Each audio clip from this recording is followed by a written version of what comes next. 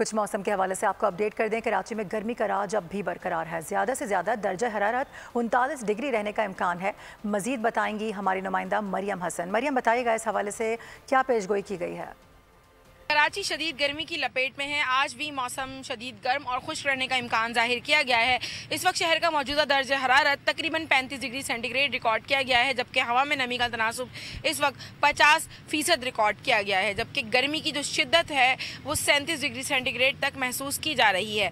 आज कम से कम दर्जा हरारत 27.8 डिग्री सेंटीग्रेड जो है वो रिकॉर्ड किया गया है। शहर में समुद्री हवाएं मुकम्मल तौर पर मुअत्तल हैं और शुमाल मशरकी सिमत से शहर में 8 किलोमीटर फी घंटा की रफ्तार से हवा चल रही है, जिसके सबब मौसम गर्म और शदीद खुश्क जो है वो रहने का इम्कान जाहिर किया गया है। महकमा मौसमियात के मुताबिक गर्मी की जो ये लहर है वो रवां हफ्ते के आखिर तक जारी रहने का इम्कान है। वहीं दूसरी जानिब महकमा मौसमियात के मुताबिक माह अक्टूबर के आखिर तक जो है शहर कायद में बारिश का कोई इम्कान जो है वो मौजूद नहीं है। याद रहे कि गर्मी की वजह जो है बुहरा अरब में मौजूद हवा का कम दबाव है, जिसकी वजह से शहर कायद समेत मुल्हिका इलाकों में समुद्री हवाएं मुकम्मल तौर पर मुअत्तल हो चुकी हैं।